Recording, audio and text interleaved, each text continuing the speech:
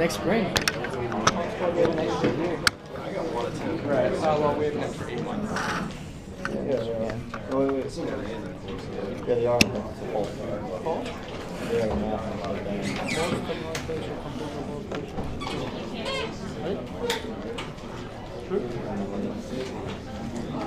Low ciliaris, magna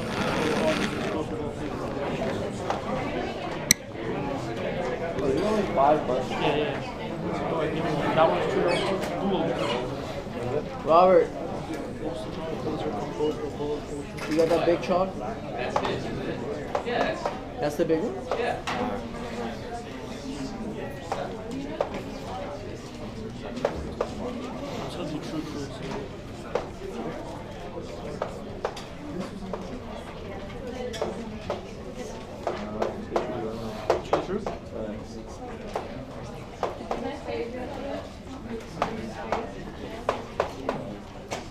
Oh, they're all true.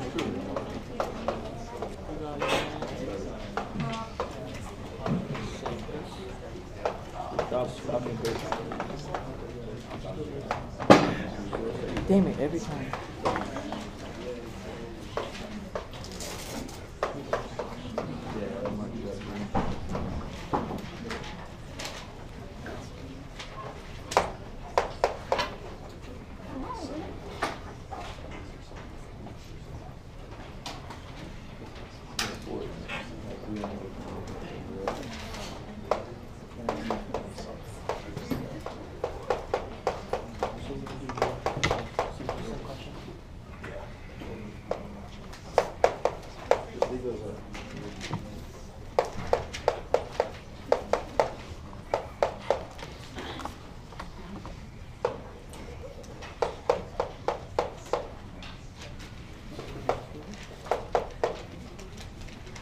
Okay, we're going to talk about this mixer settler. The idea here is that it's a one-stage equilibrium process. I bring this stream in, I bring this stream in, I mix it up. The solvents are supposed to be more or less insoluble. I get droplets, the thing of one phase and the other. Everything equilibrates, I put it down here. The lighter fluid separates, rises to the top and goes out.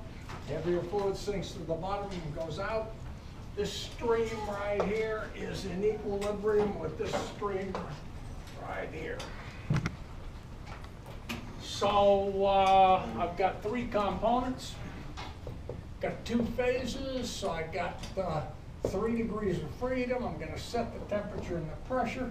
Reduces me to 1 equilibrium degree of freedom, which means that among Y1, Y2, X1, X2, if you set 1, the other 3 have to be known.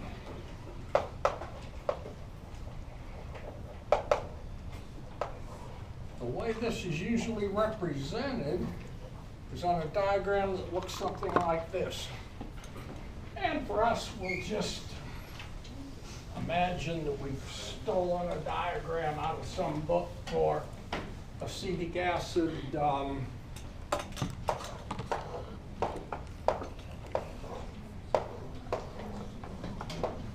So we might have component 1 up here equal to acetic acid, component 2 over here equal to vinyl acetate, component 3 over here equal to water. Water and vinyl acetate are more or less immiscible, pretty much immiscible. And so we have a 1-phase region and a 2-phase region. So 1-phase region. This is a 2-phase region. And when I have a 2-phase region, I've got phase equilibrium, which means some point here is in equilibrium with some point there connected by a line. So I go and make all kinds of measurements and I get all kinds of points on here that are in equilibrium, all connected however they're connected.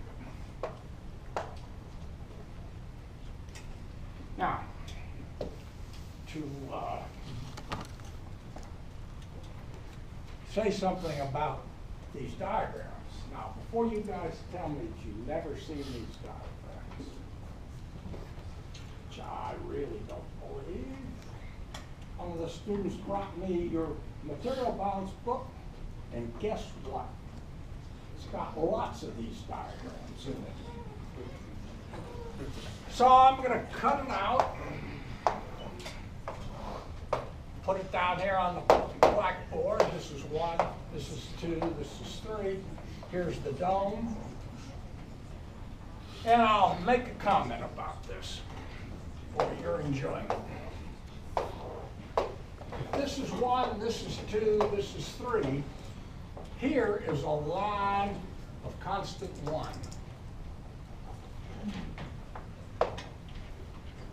Here is a line of constant 2.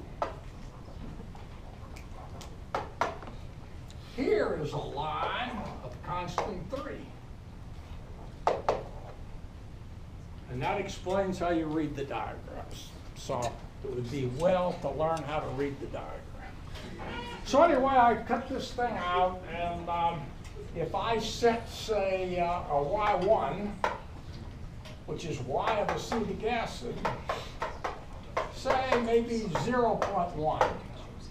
Then I know the composition lies along this line somewhere. It's the line Y1 equals 0.1. Now, I am going to use Y's to represent the vinyl acetate rich phase and X's to represent the water rich phase. So all the Y's are over here with high concentrations of vinyl acetate. All the X's are over here with high concentrations of water. Just because that's what I'm going to do. So we're all set to go. We might say to ourselves something like this, because we've been doing this right along. We might say to ourselves, how many variables do we have?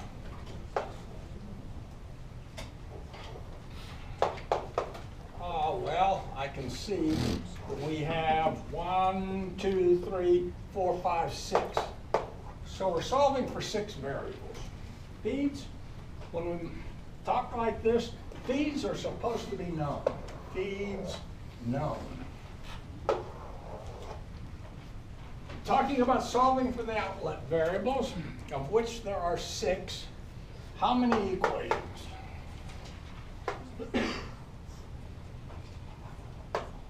Well, I've got 3 components, so I've got 3 material balances. And I've got this equilibrium that we were talking about here, where setting any one gives me the other 3. So I've got 3 equilibrium equations equal to 6. So I've got on my hands here a problem in 6 variables and 6 unknowns. And nonlinear in every sense of the word, because this equilibrium is nonlinear. And since these flows are changing here, the material balances are nonlinear. So we want to solve this problem. Given the feeds, what comes out? So let us talk about what we're going to do.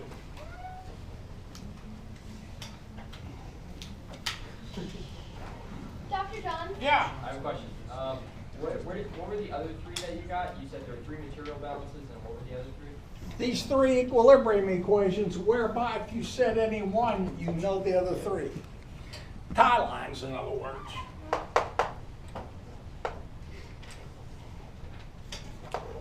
Okay? Anything else? We're all set? Ready to go? Okay.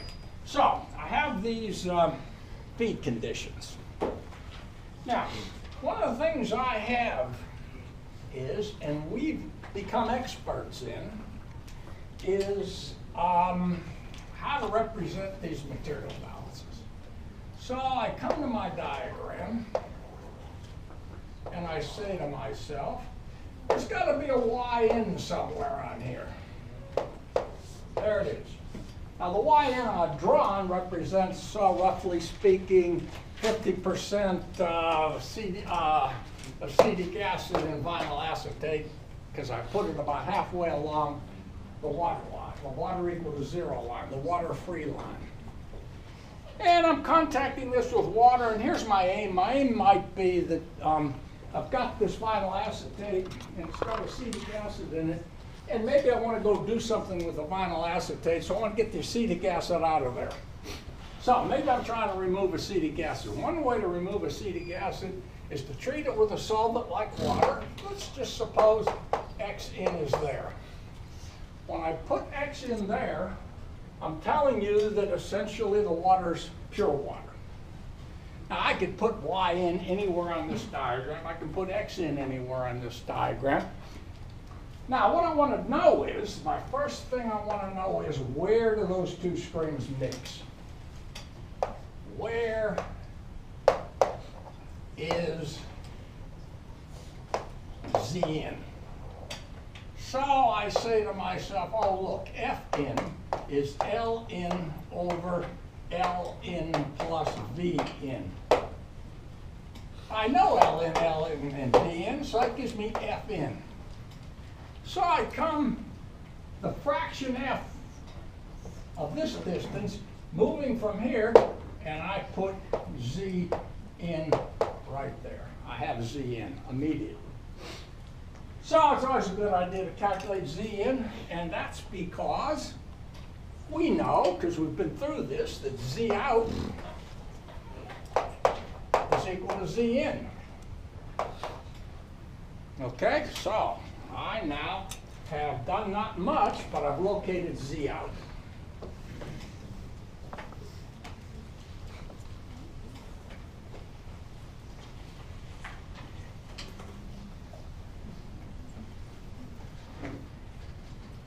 So my diagram now looks like this. Z out.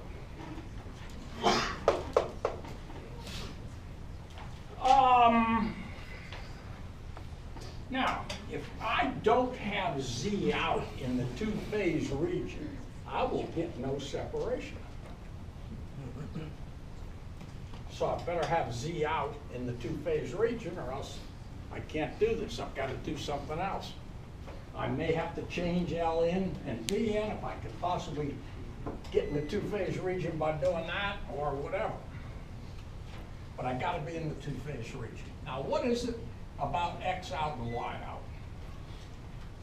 Possible X outs and Y outs lie at the end of the tie lines on this diagram.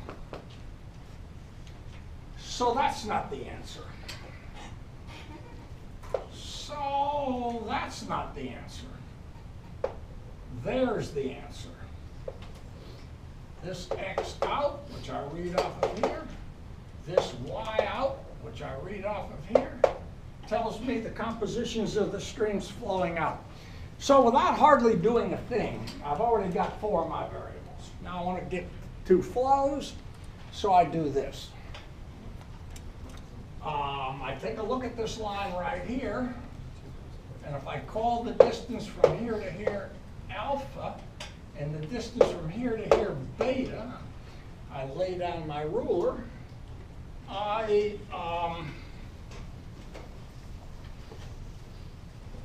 observe that L out over L out plus V out is equal to F out, and F out is equal to alpha over alpha plus beta.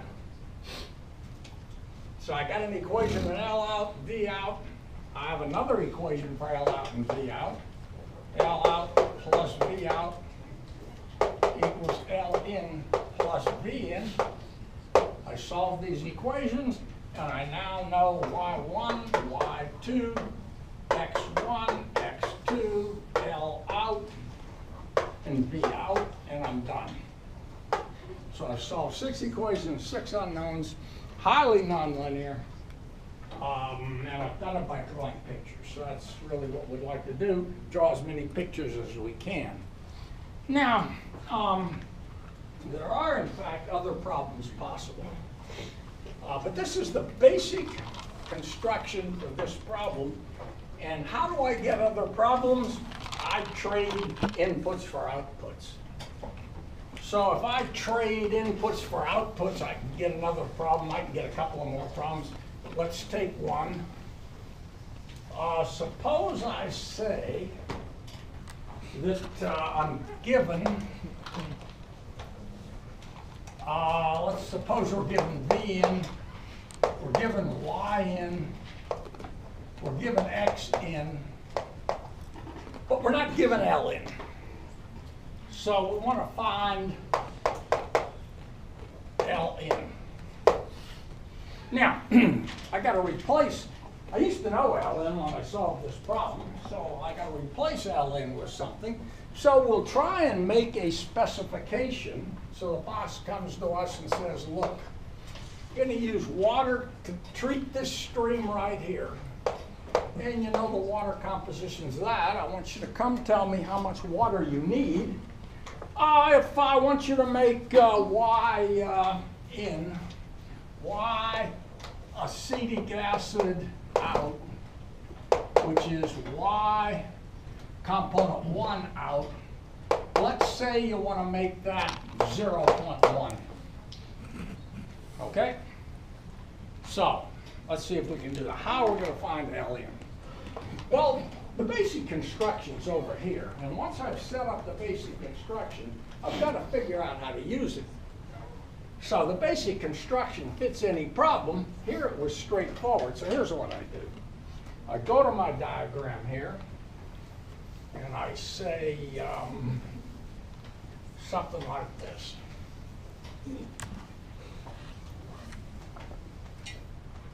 I say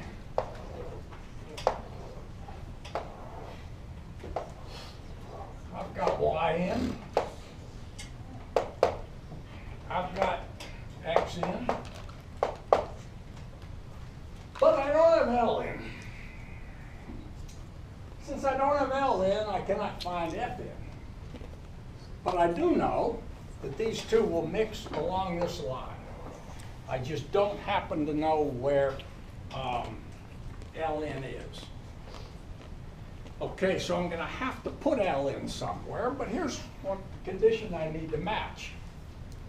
I need to make Y out lie along here. So this is the line Y equals 0.1 for component 1. So this must be my outlet stream. So this is clearly the Y out that the boss wants. And I can go along a tile line, and this must be the Y in the boss wants. Ooh, that's going to be bad. I can't do the job. Tile line looks like that. Let's suppose the tile line looks like that. So this is X out. And now I know where the Z in and Z out must have been. And consequently, I now know how to calculate Ln.